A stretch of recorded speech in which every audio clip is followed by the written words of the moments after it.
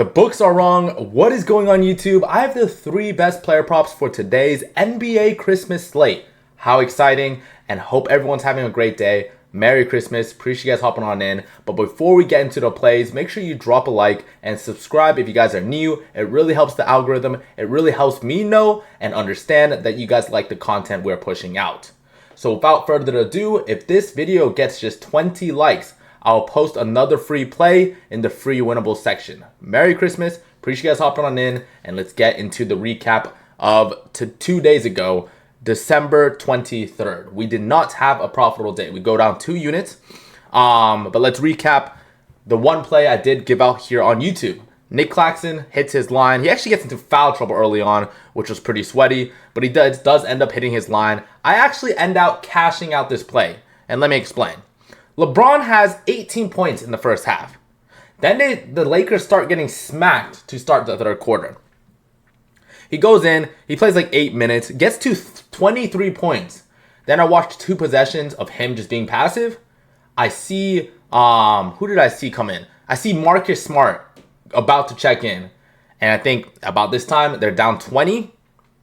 If it stays like that, he's not going in the fourth quarter. I messaged the Discord, I messaged the premium. Cash out if you have the opportunity, and we do the same thing. We still go up. They give us a great payout. He doesn't touch the court in the fourth quarter, so I'm glad I cashed this out. And this is what we do in the premium every single day. Even though we missed on paper, we still cashed when it came, if you did tail on PrizePicks and if you're in the premium server. So yes, we go up, 1.5 units on this play. So that'll start us off positive 1.5. But we do miss a bunch of plays, and I'll let you know. So 12-23, it was an unfortunate down 2 units on a bunch of plays. So Cam Spencer, Paolo Banchero. Cam Spencer's at a normal play. Absolutely destroy that read. 13 assists. But Paolo Banchero somehow, some reason, only has 12 points on 6 field goals attempted. It was insane. Inexcusable. It happens. I don't even know what happened. I didn't watch the game. I only watched a little bit at the end. I actually could not understand and could not tell you what happened. They won. So it's probably why. He only took I think he didn't even take his first shot until the second quarter. Don't know what happened there. This is my 2-unit play of the day. Unfortunate play. I'll own up to it. Missed on Peyton Watson's read against Dallas. He did get into foul trouble too. Picked up 2 fouls early on. Picked up 3 fouls going to half, and then picked up his 4th foul in the third quarter too. So that was tough. This play was just chalk. Miles Turner revenge game against Indiana. He shoots terribly, but still gets very close. I was very close to taking field goals attempted just for that volume, but still missed on the Goblin play too. So what is that? What is that so far? -1, -2, so -3 here total. -4 units. This is our lottery play. Nothing great, really. Nothing great to brag about. Minus, what is that? What did I say? -3.5? Sorry. -1, -3, -4, -4.5. Miss on this, and I'll call the tacos 1 unit, so -5.5, -6.5, and let's talk about this. -6.5, but Jaren Jackson Jr. hooks us at 23.5, misses a free throw right at the end of the game. He was killing his line early on, just slows down in the second half, unfortunately, and misses a free throw at the end of the game too. Doesn't play for the last 1 minute-ish, so that's unfortunate too, and it's even more unfortunate because I had him on 2 slips. So -6.5, -7.5, and I rarely do that. I just really like Jaren Jackson's line. -7.5 units. Then we take this plus 1.5. What's that? -6 units. We take this Trae Young's assist line. Sweat free, has 9 assists in the first half. What was I talking about? -6.5, 7.5. Take this back, -6. Then -4 because you go plus 2 units here, and then another plus 1 unit here. It's actually -3, so we actually go down 3 units here because this is only 1 unit. I think I counted it as 2, but yeah, -3 units here, not down 2, down 3 units here. Not a great day, of course, not a profitable day, but if we hit that Jaren Jackson Jr. play, if we hit that LeBron play, we have a profitable day. Either one of those. And that's just how it goes, right? We're going to have unfortunate breaks all the time. And it's the same way that we're going to have fortunate breaks, right? It evens out. It's the nature of the game. It is gambling at the end of the day. So you're going to have a lot of luck still involved. Even if you see all these stats, you're going to have a lot of luck. But you have to stay the course. Be consistent with these unit sizes, right? with these unit sizes. Go down 3 units. We went up 4 units yesterday. We went up 1.5 units the day before. We go up 26 units on the lottery play debate the day before. And it will balance out as long as you have good plays, right? And that's what I'm trying to preach. That's what hopefully we're going to do today for Christmas. And if you guys want access to my plays every single day, you can either subscribe here on YouTube. It's free to subscribe. I drop free plays here every single day. I'm trying to continue to not only post plays, but also to post literally breakdowns on every single game here in the future. But need to continue to grow this channel. Need to make sure that I'm doing things right. So appreciate you guys hopping on in. Appreciate you guys subscribing. But if you guys want access to the rest of my plays, I've been doing this for 3 years.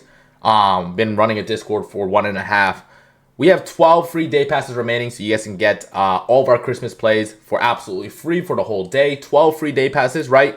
Weekly, monthly, annually, we always run this sale. The first purchase is 75% off because we want to prove to y'all that we do good. We're profitable. We want to prove that, and use code NBA for 75% off. First week is $5. First month is $60. And fun fact, you can go and just do it on both of these. So you can get your first week here on free premium. It ends. Go into premium picks and get your another 75% off using code NBA. So we definitely want to prove that we're doing good in here, and that's how we do it. So without further ado, let's get into the plays. Actually, a little bit more of a recap. We got Sleeper, Underdog, Chalkboard, PrizePicks, all these books. Make sure you're taking advantage of them and using code BALONE. Link in my bio for each individual book. You get a free square. You get a 100% match up to $100, especially if you're new. Even if you've been doing it, it's definitely worth it to spread your money on a bunch of books because all of them provide promos at the end of the day, and that's going to be the best value at the end of the day. You get all these promo funds, right? As long as you're consistent and you're using all these books, I find it very hard to be unprofitable. You really have to be very bad, especially if you're taking advantage of these books and just doing the bare minimum on those things, right? December, we're still scorching red hot. Even with the -3 units, we're up 68 units. I don't know this. I didn't update this for today. So what's that? 65 units on the month. Meaning if you put $10 on every single one of my plays, consistency, $10 on every single one of my plays, you'd be up $650 so far this month. And hopefully we get to 70, 80 units by the end of the month. And here is the play of the day. If you guys can see this, Jabari Smith Jr. to start us off. Over 20 points and rebounds for Jabari Smith Jr. And this is the tool I use every single day on PrizePicks, or it's called Props Edge, and it helps. It's the best site to compare lines on PrizePicks, and it's your best neighborhood friend when trying to look for plays on PrizePicks. And I'll show you exactly how. So far there's only FanDuel odds. I usually like looking at DraftKings odds, but right now there's only FanDuel odds because it's so early. But Jabari Smith Jr. is already shining. 20.5 points and rebounds. It's -122 on FanDuel, which is good expected value. Because on PrizePicks, whether you take the over or whether you take the under, you're getting the same payout. So you want to make sure you get the best value on the board. That's lesson number 1. It's -122, so you're getting good expected value on this play compared to any other play. But I like it because it's more so the matchup. The line 20.5 is because of the odds. So this season, Jabari Smith Jr., not even looking at any matchup, anything, just this season in 26 games, he's went over this line at 20.5 points and rebounds in 15 out of 26 games. 58% hit rate this season, no matter looking at the matchup is good or not. Now, we look into the matchup against the Lakers. Looks like everyone's probably going to be healthy. The only player maybe is Luka. Rui actually, Gabe Vincent might be out too. But besides that, I feel like Luka's going to play. He wasn't dealing with anything crazy. I don't know what Rui is dealing with, groin, but we got to see how substantial it is. I don't think it really matters too much, to be honest. But the reason why I like it is the zones, right? Jabari Smith Jr. scores 28% of his points. He's just a spot-up shooter. That's what he is. 3-and-D pretty much, and has some isolation touches as well. 28% of his points above the break threes, 12% in the left corner, 11% in the right corner. Pretty solid matchups here. 26% in the paint, but that's an average matchup there. A little bit above average matchup. Nothing crazy. But above the break threes matchup is pretty good, right? 28%, that's a top 9 matchup. 12% in the left corner, that's a top 4 matchup. Right corner, 11%, that's a below average matchup. But I think the left and middle, left and above the break threes really make this zone matchup really good, and that's why I like Props Edge as well, because you compare where does Jabari Smith Jr. score when you look at the basketball court, and where do the Lakers allow points to opposing teams when you look at a basketball court. It's way better when looking at zones and play types compared to looking at positions. And I show this on every single video, or I try to. But Jabari Smith Jr. is a power forward, and the Lakers allow the 14th least points to power forwards. But if you're comparing power forwards, Zion Williamson is also a power forward. Jabari Smith Jr. is also a power forward. Trey Murphy is also a power forward. These are not all same players. They're not even close. So why are we comparing positions? Sure, it gives you some sort of guidance. Maybe so when it comes to like point guards and centers. But these wings, even point guards and centers are all different, right? So what I'm trying to say is make sure you're looking at zones. Make sure you're looking at play types, how a player scores. And I'll show you that right here. Jabari Smith Jr. scores 30% of his points purely, strictly from spotting up. 4.5 of his points. That's a top 7 matchup. So his best play types, his best zones are green matchups. The other zones aren't bad, or the other play types aren't bad. Below average in transition, average in cutting. But the one I want to really highlight is his best zone. 30% of his points come from spotting up. So let's see. This season, when he gets a matchup against a team that allows above average spot up points. So spot up defense, we give him a team that allows just above average spot up points. Guess what? Look, OKC gets a lot of spot up points. Nets, Toronto, he set this line in 67% of games when he just gets an above average spot up matchup. But like we said, the spot up matchup was top 7. So let's see top 10. When he gets a matchup against a top 10 team in spot up points, he's hit this line in 8 out of 11 games. You think about it logically too, he's going to have a bunch of mismatches. If they have Luka, Braun, and Reeves playing, one of those guys, it's going to be Luka or Reeves, is probably going to be guarding Jabari Smith Jr. And that's a mismatch barbecue chicken every day of the week. Not only for the spot up shooting, but when he does get into his mid-range, when he does get into the isolation, when he does crash the rebounds, especially on a Christmas slate, he's going to get his line. I really like the spot here for Jabari Smith Jr. Not guaranteeing anything, but the matchup is really good. Zones, play types, everything is good there. Our next normal play, and honestly my favorite play so far on the slate. If you were to take anything from this, my favorite play of the slate is going to be Jamal Murray over his 30.5 points and assists. And let me break this down for you. I really like this spot here for Jamal Murray.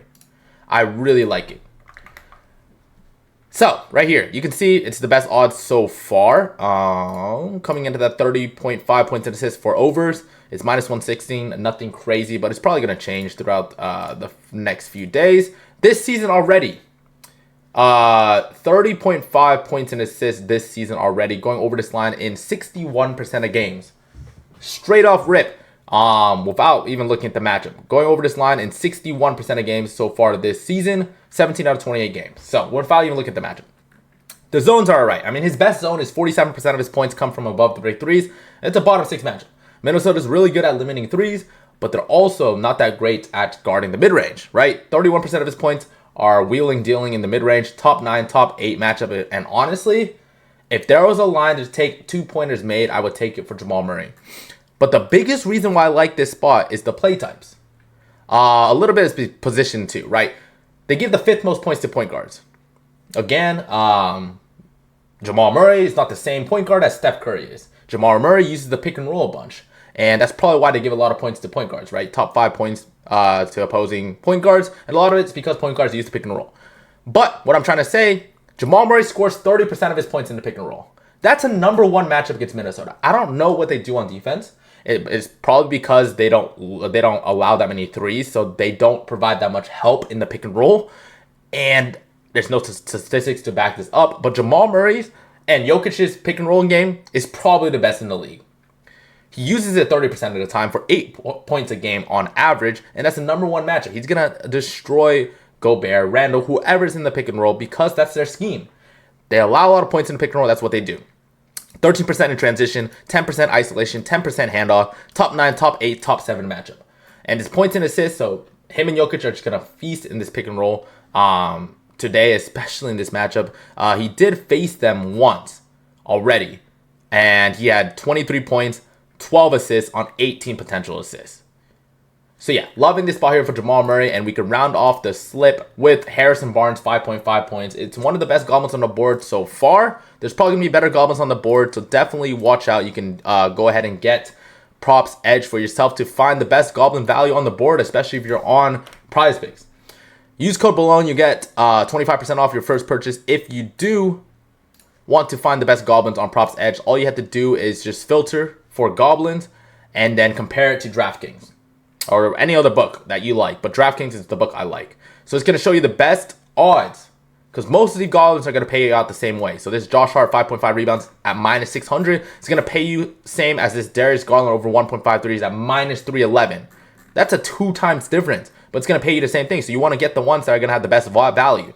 And that's where Harrison Barnes comes in. I actually really like the matchup against the Thunder because they allow a lot of corner threes. He's hit this line in both games against the Thunder, and it's minus 465. They allow a lot of corner threes and spot-up shooting as well.